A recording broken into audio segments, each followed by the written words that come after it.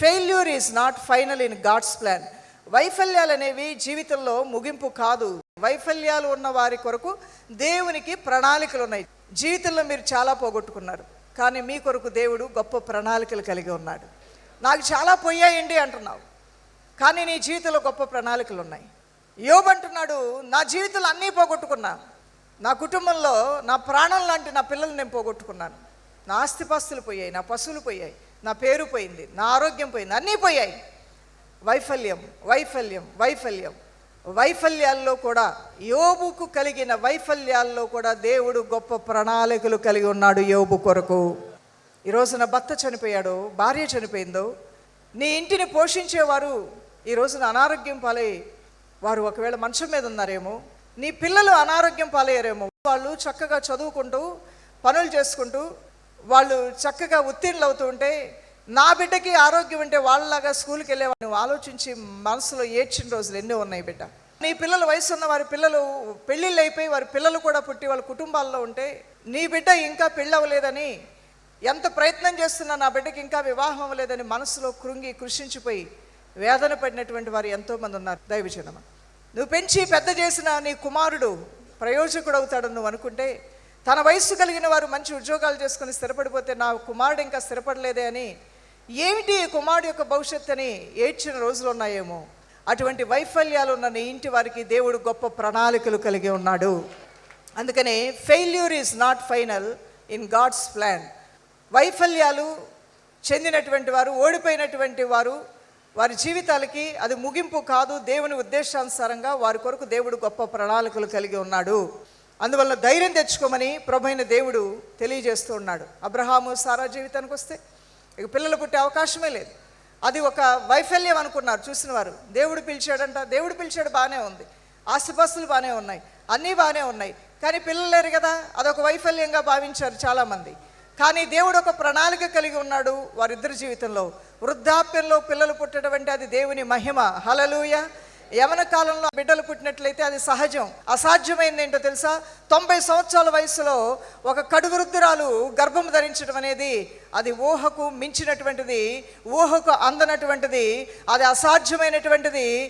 తను నమ్మిన దేవుడు అది సాధ్యపరిచాడు ఆమె జీవితంలో. 90 సంవత్సరాల వయసులో కూడా దేవుని యొక్క దర్శన భాగ్యం పొందుకొని ఆమె గర్భాన్ని ధరించింది. నీ వయస్సుతో దేవునికి సంబంధం లేదు, నీ అనుభవంతో దేవునికి సంబంధం లేదు, నీ వైఫల్యాలతో దేవునికి సంబంధం లేదు. ఉపవాసములతో నువ్వు విరిగి నలిగిన హృదయంతో నువ్వు ప్రార్థన చేస్తూ ఉండగా జ్ఞానులు పొందుకునేటువంటి దీవెనలు, పని చేసుకొని ప్రయాసపడిన వారికి వచ్చినటువంటి ఫలితాలు నీ దేవుడు నీకు ఇవ్వబోతూ ఉన్నాడు. హల్లెలూయా. నీ తలను ఆయన ఉన్నతంగా లేవనెత్తబోతూ ఉన్నాడు. నువ్వు తోకగా ఉండవు కానీ తలగా ఉంటావని దేవాతి దేవుడు తెలియజేస్తూ ఉన్నాడు. నువ్వు తలగానే నీ దేవుడు నిలబెడతాడు, ఉన్నత స్థితిలోనే నీ దేవుడు నిలబెడతాడు. వారి బిడ్డల కోసం ఊరు వాడ తిరిగి జల్లెడ పట్టి పెళ్లికి సంబంధాలు తీసుకొచ్చుకొని పెళ్లిళ్ళు చేశారు.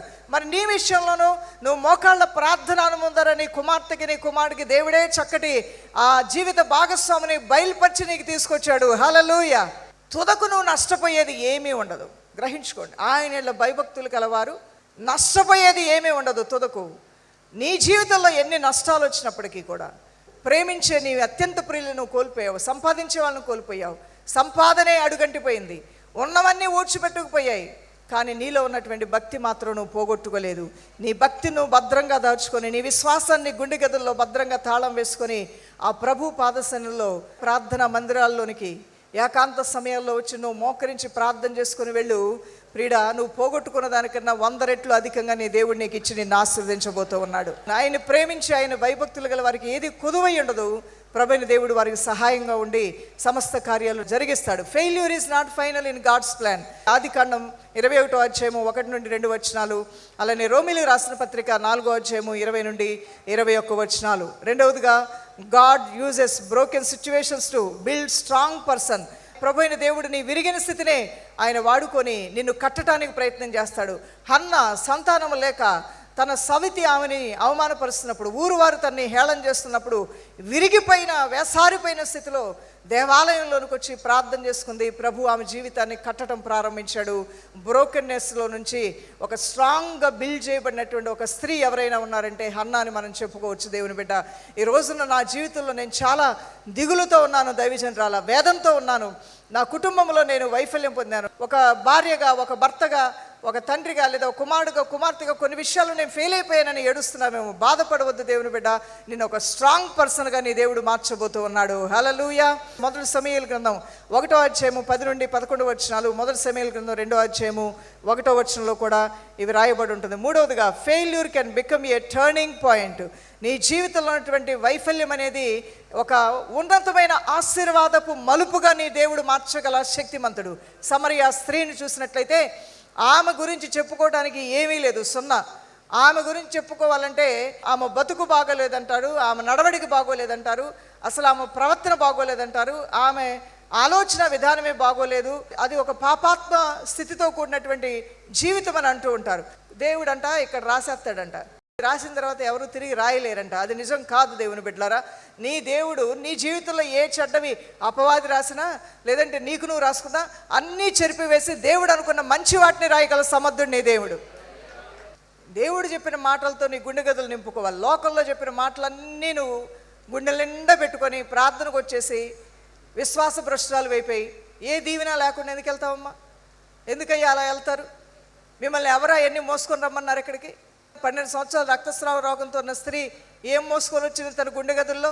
నేను వెళ్తాను, ఆయన వస్త్రపు చెంగునైనా ముడతాను, ఆయన వస్త్రపు చెంగు ముట్టినా చాలు నేను స్వస్థత పొందుకుంటాను అని గుండెల్లో వాటిని నింపుకొని వచ్చింది.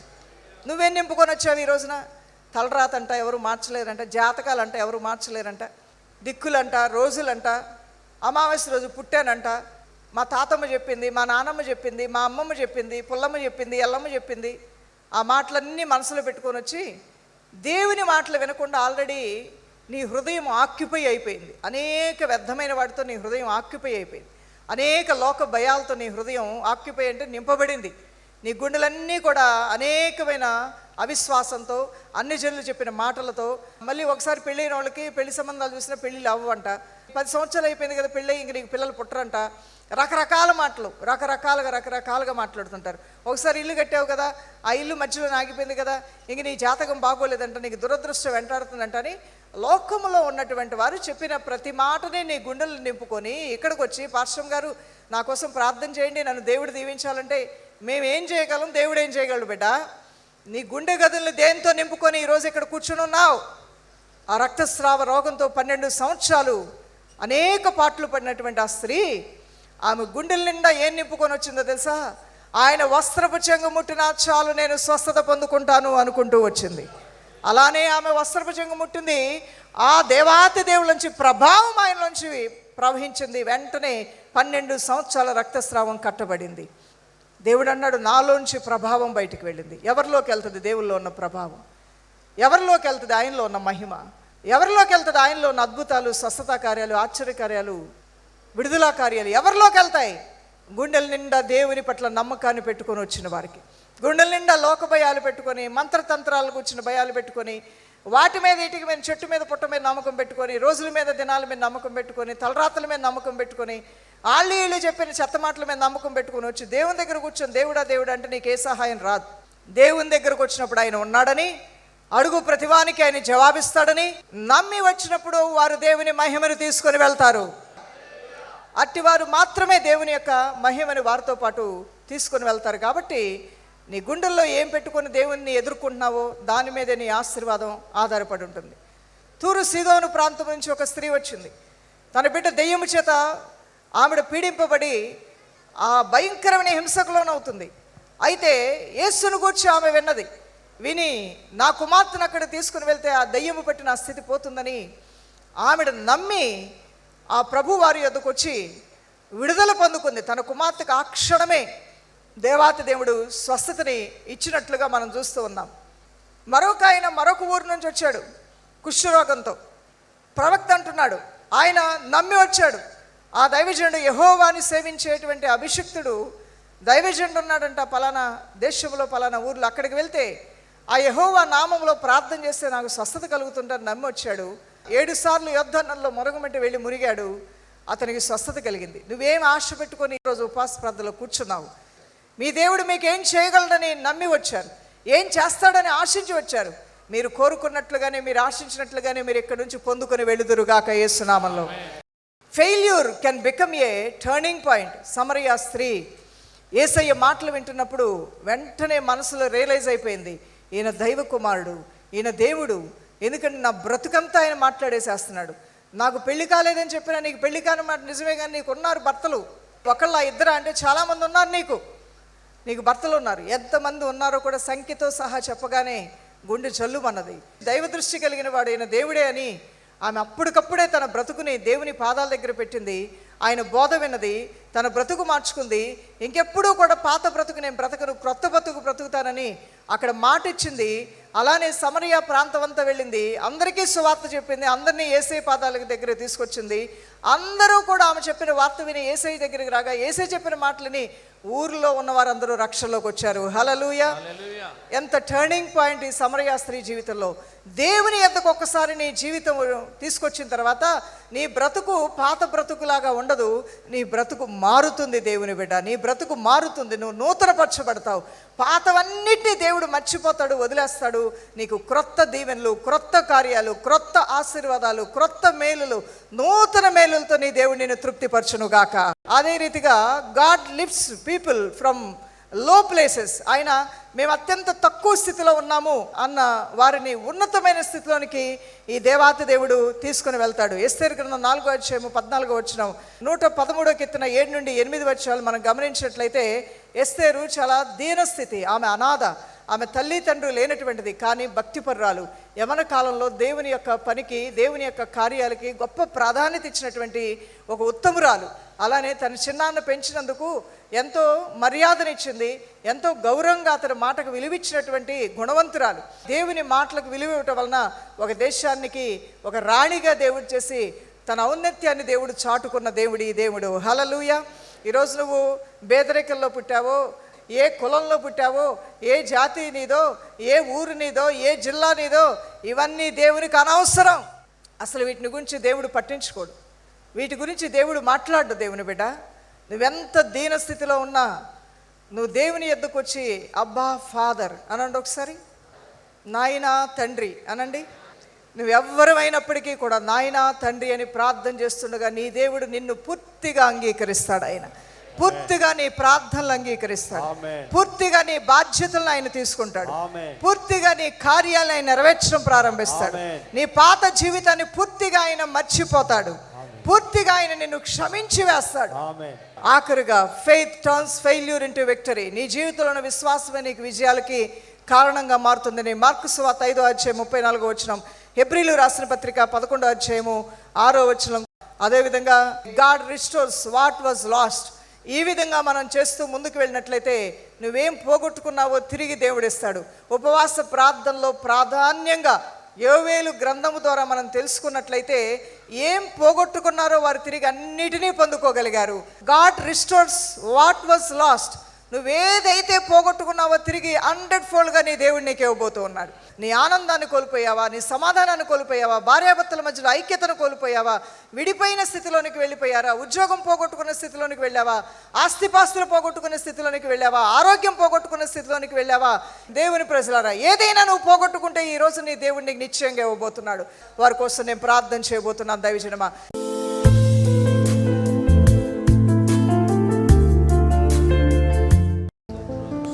నీ కుటుంబంలో ఎవరికి చెప్పుకోలేని ఎన్నో ఉన్నాయి. ఇది నీకు మంచి తరుణం, సమయం. నీ దేవునితో నువ్వు మాట్లాడు బిడ్డ. నువ్వు పోగొట్టుకున్నవన్నీ గాడ్ విల్ స్టార్ట్ రిస్టోరింగ్. తిరిగి నీ దేవుడు నీకు ఇవ్వటం ప్రారంభించే రోజు ఇది. నువ్వు పోగొట్టుకున్నవన్నీ నీకు ఇస్తాడు. రాబోచిన కాలంలో నీవు ఇంకేమీ పోగొట్టుకోకుండా ఆయన నిన్ను స్థిరపరుస్తాడు. రాబోచున్న కాలంలో ఇంకేమీ నువ్వు కోల్పోకుండా నీ దుఃఖ దినములు సమాప్తము చేస్తాడు ఆయన. నీ దుఃఖ దినములు సమాప్తమైపోతున్నాయి. దేవుని బిడ్డ, ఎలుగెత్తి అడగండి, గొప్ప స్వరాలతో అడగండి, సిగ్గుపడకుండా అడగండి, మొరపెడుతూ అడగండి, గోజాడుతూ అడగండి. దైవజనమా, లో లోకపు నటనలు నశించిపోతాయి, గతించిపోతాయి. దైవ చిత్తం నెరవేర్చువారు శాశ్వత కాలం ఉంటారు. ఈ లోకపు నటన వైపు ఆకర్షితురాలు అవ్వద్దు. లోకములో ఉన్న వాటిని నువ్వు చూస్తే దేవుని మహిమను నువ్వు చూడలేవు. దేవుని ఎద్దుకు వచ్చేవారు దేవుని మహిమ చూడాలంటే ఆయన చెప్పిన మాటలు నమ్మాలి, విశ్వసించాలి, అడగాలి, మొరపెట్టాలి. అప్పుడే దైవ కార్యాలు మీరు చూడగలుగుతారు. లోక బలము కన్నా, లోక కార్యముల కన్నా నీ దేవునిలో ఉన్న బలము గొప్పదని నీకు అర్థమైతే నువ్వు శక్తిని పొందుకుంటావు, విశ్వాసాన్ని పొందుకుంటావు, ధైర్యాన్ని పొందుకుంటావు, అద్భుతాలు నువ్వు చూడగలుగుతావు. నువ్వు లాస్ అయినవన్నీ నీ దేవుడు ఈ రోజు నీకు రిస్టోర్ చేయబోతూ ఉన్నాడు. యవన బిడ్డలు, ఏదైనా మీరు పోగొట్టుకున్నారా? ఏదైనా మీరు కోల్పోయారా? ఏదైనా చెయ్యకూడని మీరు చేశారా? నడవకూడని రీతిగా మీరు నడిచారా? చూడకూడని వాటిని మీరు చూసారా? దేవుని దగ్గర క్షమాపణ అడగండి. నువ్వు కోల్పోయిన మంచి జీవితాన్ని మరలా నీ దేవుడు నీకు ఇస్తాడు. నువ్వు కోల్పోయిన పరిశుద్ధ జీవితాన్ని మరలా నీ దేవుడు నీకు ఇస్తాడు. నువ్వు కోల్పోయిన ఉద్యోగాలు మరలా నీ దేవుడు నీకు ఇస్తాడు. నువ్వు కోల్పోయిన ఆస్తిపాస్తులు మరలా నువ్వు రెండంతలు అధికంగా నువ్వు పొందుకోగలుగుతావు. యోబు అన్నిటినీ పోగొట్టుకున్నాడు, తిరిగి అన్ని దేవ సహాయంతో పొందుకున్నాడు. ఈ రోజున ప్రార్థనా జీవితాన్ని పోగొట్టుకున్నావా? తిరిగి నీ దేవుడు నీకు ప్రార్థనా జీవితం ఇస్తాడు. ఈ రోజు దేవుని పట్ల మొదటి ప్రేమను కోల్పోయావా? తిరిగి నువ్వు అడుగుతుండగా నీ దేవుడే ఇవ్వబోతూ ఉన్నాడు. నీ కుటుంబంలో పోగొట్టుకున్న సమాధానం, నెమ్మది తిరిగి నువ్వు చూడబోతున్నావు. ఎడారి వంటి నీ స్థితి, అరణ్య రోదన వంటి నీ స్థితి మారబోతుంది. నువ్వెటు చూసినా దిక్కులేని వాడుగా, వేదనతో నింపబడిన స్థితిగా, గుర్తింపు లేని స్థితిగా ఉందేమో. నీ దేవుడు నీ స్థితిని మార్చబోతున్నాడు. ఆ ప్రభు మీద ఆశ పెట్టుకుని నీ బ్రతుకులో వెలుగు ప్రకాశించబోతూ ఉంది. మేలు నువ్వు చూడబోతూ ఉన్నావు. దేవా మీకు స్తోత్రములు నాయనా, పరిశుద్ధుడా మీకు స్తోత్రం. ఎవరైతే ప్రార్థన చేస్తున్నారో వారి జీవితాల్లో జరగబోతున్నాయి. ఎవరైతే వేడుకుంటున్నారో వారి జీవితాల్లో జరగబోతున్నాయి. నేను దేని గురించి భయపడను, అధైర్యపడను. నా కుటుంబ బాధ్యతలు, నాకు అప్పగించబడిన ప్రతి బాధ్యతను నిర్వర్తించే ఆ కృప నిశ్చయముగా నా దేవుడు నాకు ఇస్తాడు. అయ్యా, నీ కృపతో నీ మహిమైశ్వర్యంలో వారి ప్రతి అవసరత తెచ్చి దీవించి బలపరచుమని యేసుక్రీస్తు పరిశుద్ధ నామములో ప్రార్థించి వేడుకొంచున్నాం మా ప్రియ తండ్రి. ఆమేన్. హల్లెలూయా.